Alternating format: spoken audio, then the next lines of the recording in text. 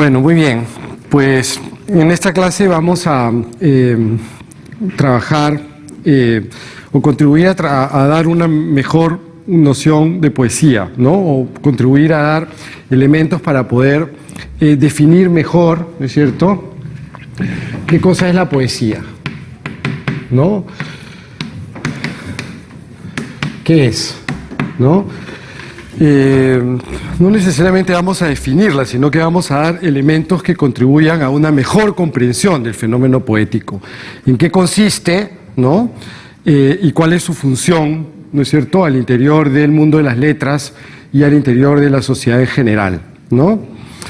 En primer lugar, lo que se ha dicho siempre, y es verdad y es acertado, es sostener que la poesía es fundamentalmente un fenómeno de lenguaje, ¿no es cierto? Es un tipo de discurso, ¿no? Es un tipo de discurso especial, ¿no? Cuya herramienta principal, cuya materialidad principal es el lenguaje, ¿no? Es un fenómeno que trabaja con el lenguaje, ¿no? Pero no trabaja con el lenguaje cotidiano, o es lo que se ha dicho siempre, que es una forma de experimentación mayor con el lenguaje, ¿no? Un trabajo diferente con el lenguaje. La poesía lo que hace, se ha dicho, ¿no?, es producir un tipo de discurso que se distancia del lenguaje común, ¿no? Que se distancia del lenguaje común. ¿Qué significa eso? ¿No? ¿Qué significa eso? Si yo digo, por ejemplo, este verso, ¿no?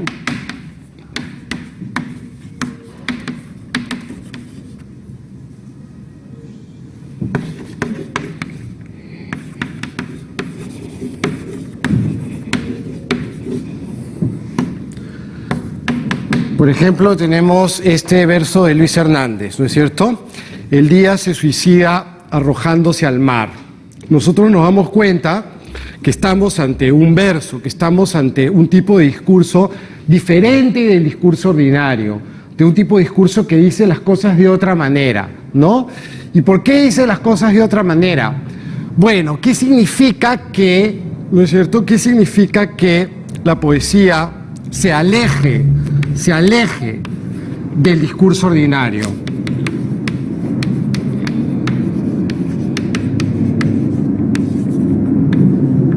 ¿Qué significa que se aleje del discurso ordinario?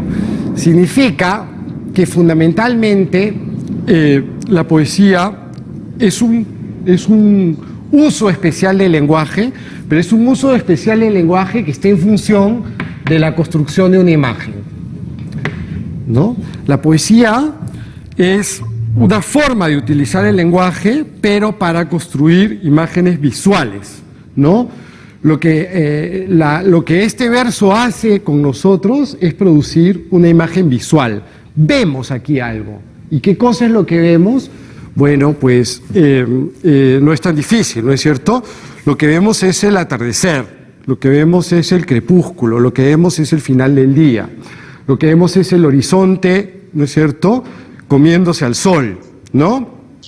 Entonces, lo primero que podemos decir es que la poesía es una imagen, ¿no? Es la construcción de una imagen, y que esa imagen, ¿no es cierto?, se basa en un uso distinto, en un uso particular, en un uso diferente del lenguaje cotidiano.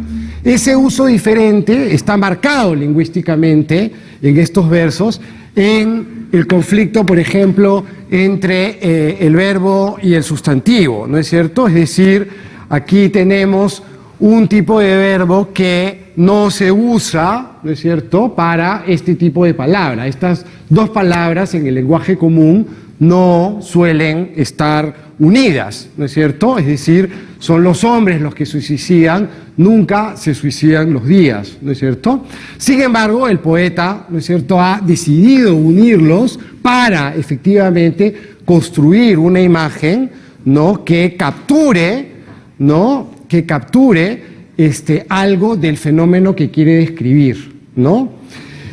Es decir, ¿no es cierto? Es decir, combinar suicida con día no es una pura maniobra lingüística, sino que es un tipo de uso, de uso del lenguaje destinado a intentar capturar algo, ¿no es cierto? Intentar capturar algo del fenómeno, en este caso el fenómeno del atardecer, que con el lenguaje ordinario no alcanzan las palabras para decir, ¿no? En la poesía hemos dicho que el objetivo fundamental es la construcción de una imagen. Y esa imagen, ¿no es cierto?, es siempre metáfora de algo. En la poesía las palabras valen no por lo que habitualmente significan, sino por sus resonancias, por sus ecos. Toda palabra en la poesía significa algo más que ella misma. Toda palabra significa algo más que su propio referente, ¿no es cierto? Cuando el poeta dice, el día se suicida arrojándose al mar, la palabra día no solamente está simbolizando día, ¿no es cierto? No solamente se refiere a lo que entendemos naturalmente como día, sino que esta palabra tiene un eco, tiene un conjunto de resonancias, ¿no es cierto? Un conjunto de resonancias fuertes, nos conduce hacia otras palabras, ¿no? Y una de las palabras hacia las que nos conduce es, digamos, la palabra vida, ¿no es cierto? El día está asociado a la vida, la noche está asociado a la muerte, ¿no? Entonces, aquí lo que tenemos en este verso, ¿no es cierto?, es el día se suicida arrojándose al mar. La vida se va muriendo, se va acabando. La vida misma tiene una especie de atracción por la muerte, ¿no es cierto? La muerte está al interior de la vida. La vida no solamente busca más vida, sino que también se autoboicotea, sino que también se autodestruye, ¿no es cierto? Lo que vemos en este verso es decir, una especie de la pulsión de muerte, ¿no es cierto? La pulsión de muerte como un mecanismo básico, ¿no?, de la vida de todos los hombres. La pulsión de muerte es esta idea de Freud de que no solamente buscamos la felicidad, sino que también estamos atraídos por el dolor, estamos atraídos por el sufrimiento, y que el sufrimiento es una erótica que también nos convoca, ¿no es cierto? Y entonces lo que vemos en este verso es que el poeta ha querido, a partir de un fenómeno de la naturaleza, como es el atardecer, ha querido representar, ¿no es cierto?, algo más, que ha querido construir una imagen que lo nombre y al mismo tiempo representar algo más, ¿no es cierto?, construir a partir de ahí una imagen que pueda nombrar qué cosa es el ser humano, qué cosa es la vida, por qué, digamos, la vida es tan compleja, ¿no es cierto?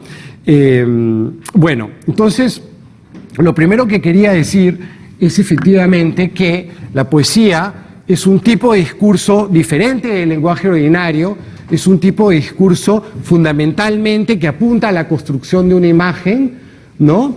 Y que esa imagen, ¿no?, es fundamentalmente metafórica, es decir, que al interior de la poesía las palabras no valen por sus referentes, sino que valen por las resonancias y los ecos, ¿no es cierto?, que convocan, ¿no es cierto?, hacia los cuales estas palabras, ¿no?, van encadenándose unas con otras en la mente del lector, en la actividad que el lector tiene que desarrollar.